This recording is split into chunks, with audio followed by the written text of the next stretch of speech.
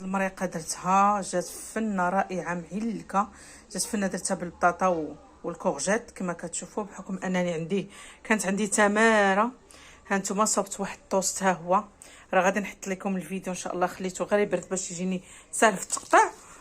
نفس العجين ديال الطوست درت به الخبيزات حتى هما كذلك. ها نتوما شوفوا تبارك الله، عرفتي جا رطيب وزوين. هذا سميتو كتشوفوا هاد الفقاعات غير ديال الكوك، حيت كانت السميده عندي مخلطه مع الكوك.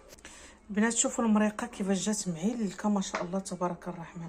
شوف كي جات خاطره، وهذاك الربيع والثومه اللي شاركته معكم كيجي رائع في سميتو، كيجي رائع في هذا، في المريقه، في اي حاجه بغيتي ديريه، في المقيله، في اي حاجه. كي مازال هنا خاطره خاطره خاطره.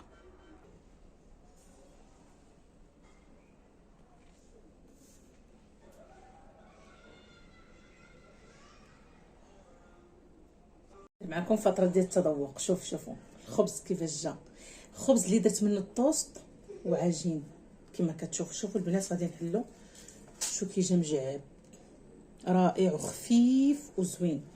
المهم بزرار، المهم ندير معكم فتره ديال التذوق. شوفوا البنات، عرفتي واحد المريقه معلكه. بسم الله، هذه خاطركم. بسم الله. ما تديروش على البلاكا الفوق، تنخبي فيهم هادو، غنحطهم باش نحط تما تنسنى يبردوا ليا. بالنسبه للطريقه ديال لي صوص، راه الصوص اللي انا تنحتفظ بها اباغ الثلاجه، راه ديجا شاركتها معكم وساهله. جا رائع جدا، بصحه وراحه. والطريقه نتوما عارفين كيفاش كندير المريقه، كتجي مع الكلاطاجي لا كلشي.